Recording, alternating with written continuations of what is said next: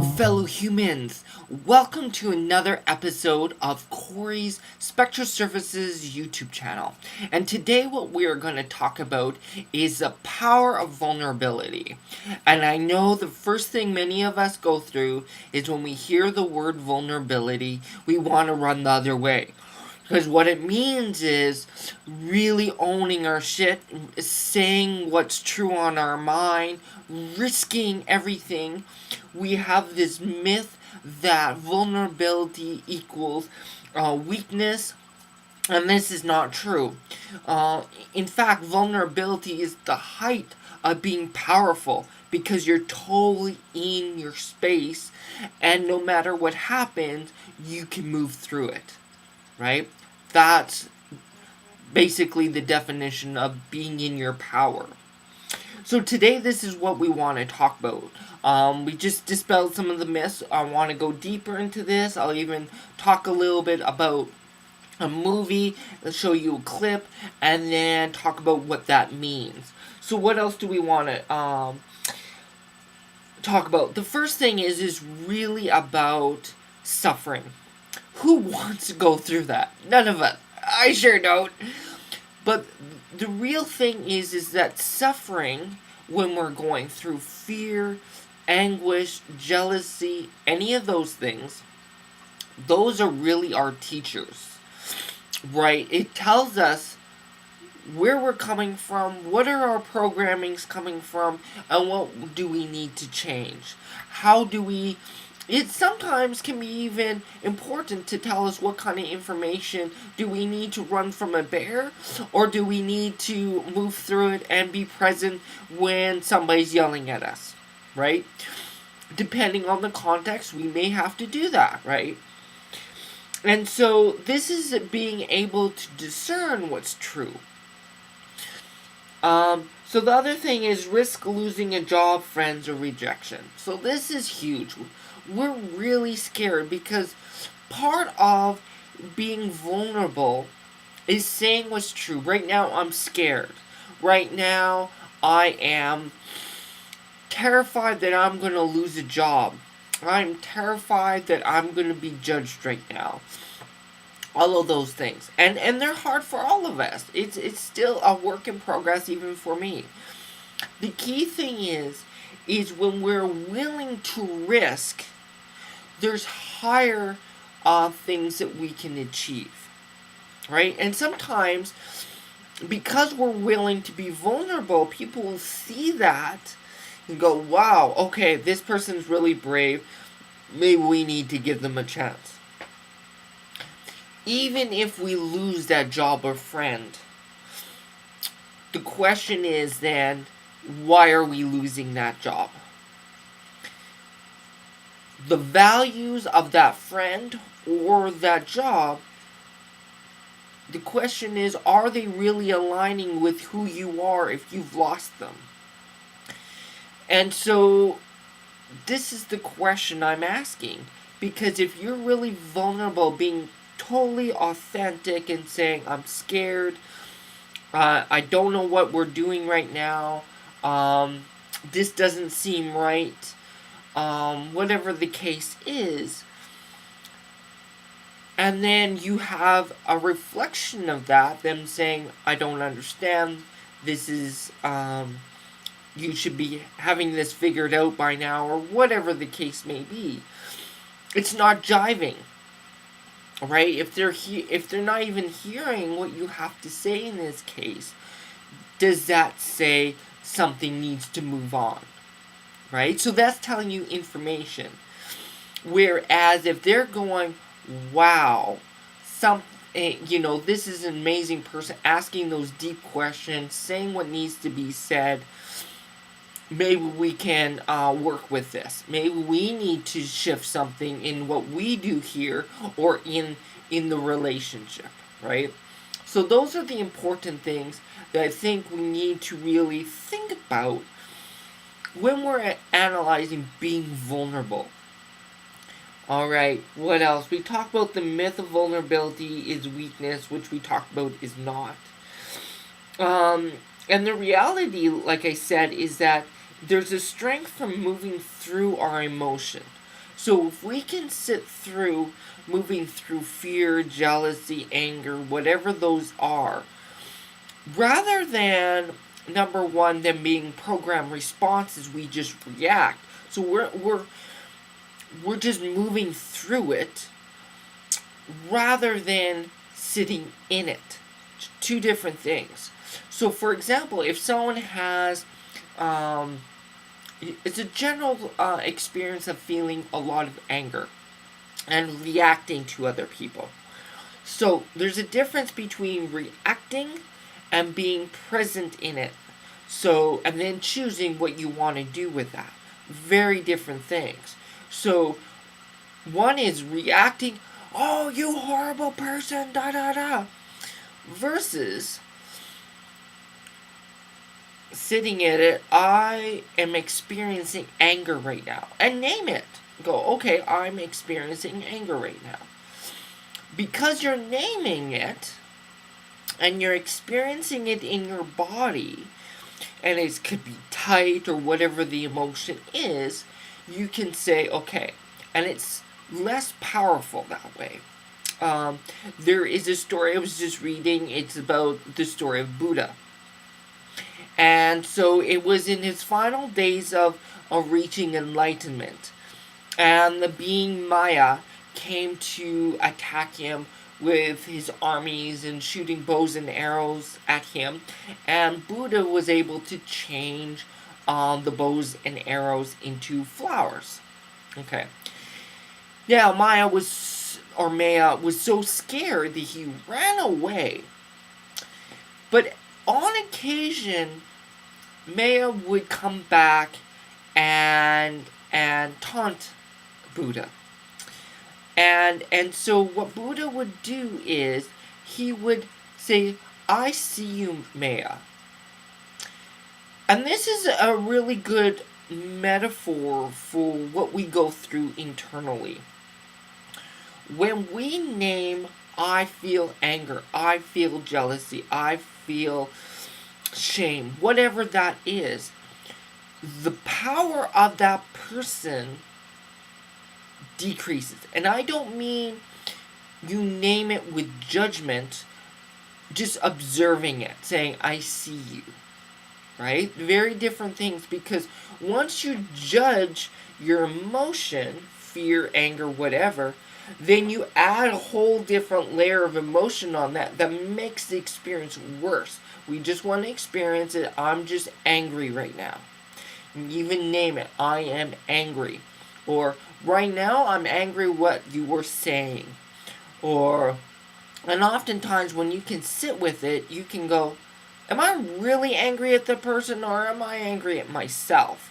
That kind of thing, right? So that's very important. Just naming it. It can heal, because if you're moving through it and you're not running away from the emotion like our society usually does, because we've been taught to do that. Emotions are bad. We don't want to experience those, so we run, right?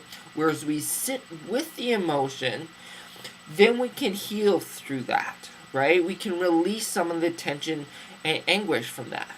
It doesn't mean it's at the end of the processing. You may still have to go to a counselor or whatever the case is, but at least through monitoring or viewing it, then it is less powerful. And the initial steps of doing that is not fun, because you're going, why am I doing this, right? But once you do it, then that emotion loses its power. Alright, when we can own our... What else do I need to say? And also, when we can own the fear or sadness or whatever it is, and we can sit with it, then we can move through it. We're not stuck. Because normally, like I said before, we work as these emotions work as a programmed response, right? So we experience it, react, and we do whatever that is part of that program response, or yelling and screaming at someone, running and crying. We're not really doing anything about. We're not really sitting with it and saying, what is this about, right? And the first step is acknowledging it. And then the next step is saying, oh, what is this? And we may need a counselor to walk with us so we don't, once we realize what it is, we're not, we can have someone help us so we're not shaming ourselves as we analyze those pieces, because as we realize what those beliefs are, sometimes you're going, why the F am I believing this crap, right? But we all have those beliefs. Every single one of us does. And so it's so important once we look at it, sometimes it's good to have that extra person there to say, no, this is normal. We all have these beliefs and we'll walk through it together, kind of thing, right? Okay. And also too, when you can really be vulnerable and move through it, those emotions are no longer controlling us, right? We're controlling them. And that's about the best thing about being empowered human, right? Is being in control. And then we're going, I'm feeling anger right now, or loss, or whatever it is. And we can move through it. And there's power with that. But it takes time and practice to get there. Alright. So, just so you know, I had to fix up the video a little bit, and so lighting is a little bit different. I do apologize about that, but I want to get right into the next section of this video, which is showing you a clip of The Peaceful Warrior. It's written by Dan Millman, about Dan Millman. He originally wrote it, the book, The Way of the Peaceful Warrior. This scene stars Nick Nolte and Scott Metchlowitz. I hope I'm pronouncing that right. Anyway, so this scene really directly addresses and talks about the power of vulnerability in terms of Dan Millman's life.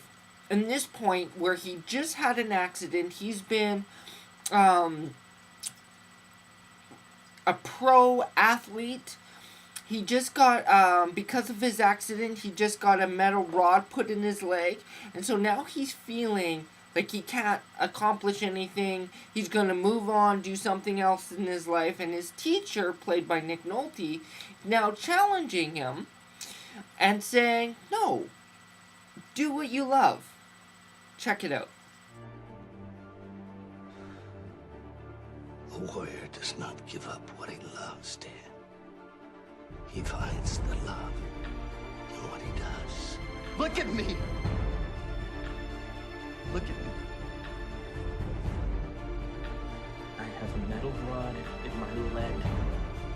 A warrior's not about perfection, or victory, or invulnerability.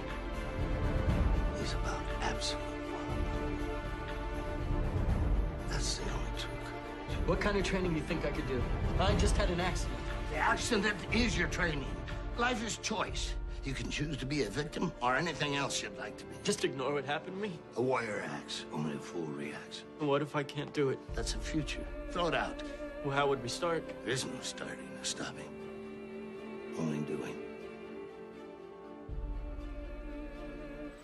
Alright, so now we're back, and as you can see, it's quite a powerful film where Dan Millman's character, the character of Dan Millman, is really looking face to face with all of his fears, everything, and his teacher's challenging him and say, do what you love, and he's going, how?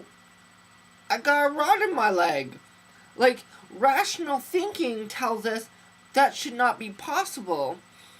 And yet, in reality, he does go through with it, and he ends up being one of the top athletes, and later on a teacher, and so forth.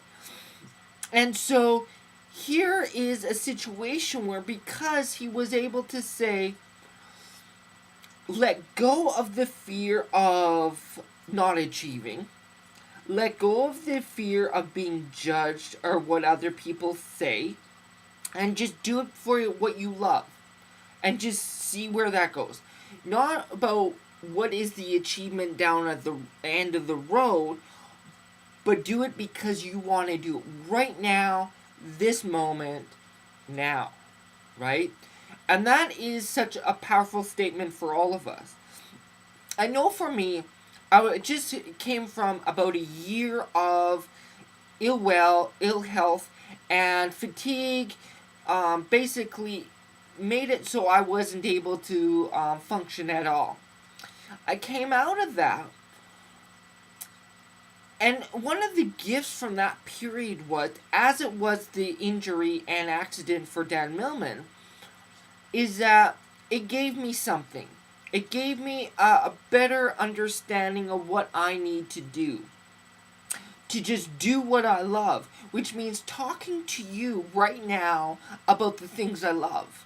It is about helping other people. It is about doing workshops and sharing my knowledge in the hopes that it might help some people, right?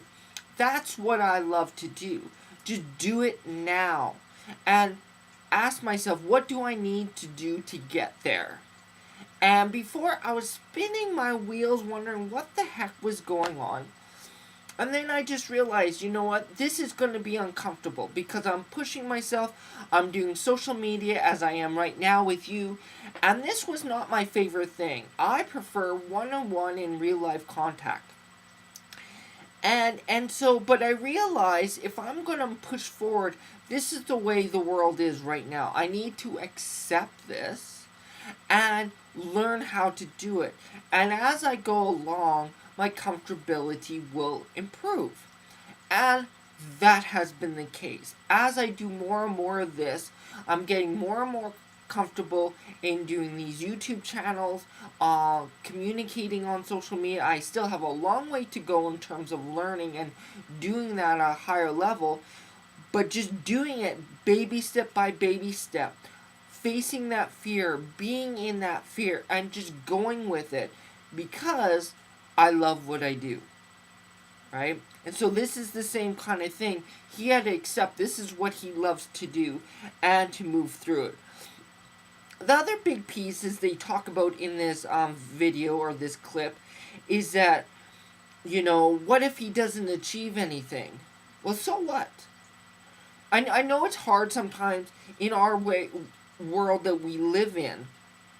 We live in a world where it's very monetary, where we need to achieve a certain amount of dollars to pay the bills. And I get that. That's scary. It's scary for me. Still scary for me. And I'm in it. I'm moving through it. I'm still building up my practice so I can build my, enough money to be sustainable and all of those things. But in order to get to that place, we can't be worried about what is happening 10 months from now, whatever, right? It is about being here right now, making those connections the best we can right now. Because once we allow fear in or let it control us, then we've already blocked ourselves, or at least partially blocked ourselves from making those connections we need to build whatever we're trying to do, right?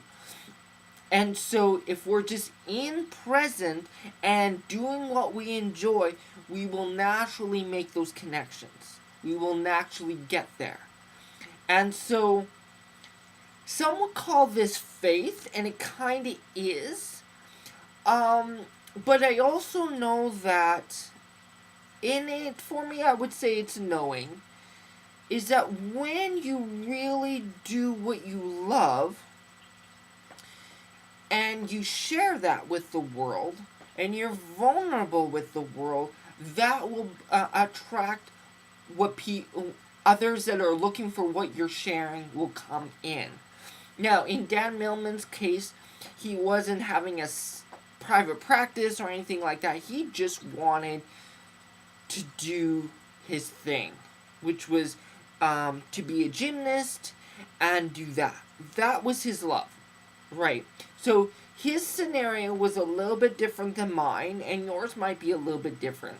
So everyone's different, but really it comes down being in the present moment so we don't allow that fear to block us. In Dan Millman's case, if he got into the fear place and wasn't really in the present moment, that can hinder him from actually doing his thing. He won't perform as high, right? And so that's the difference. It's all about we might be our goals might be different, but it comes down to the same thing. And it's really about being able to be vulnerable in those moments to move through so we can do whatever we're trying to achieve, make those connections, achieve our goals like I am with my private practice or whatever it is, right? And it is scary, but that's the point. So I think I want to just close here in that being vulnerable is scary. Every moment is scary. But if we can move through that and acknowledge, okay, right now I'm scared. Right now I am jealous or whatever. And just acknowledge it and work through it. It's amazing what we will achieve in our life. And yeah, so I'm just going to close up now, and I want to, if you've had any experiences about being vulnerable and what was the result of that, please share below. If you like this video, press like. If you want to find out more about these videos, subscribe to the channel and check out the website, all of those amazing things, and I'll check you out next time. Thank you.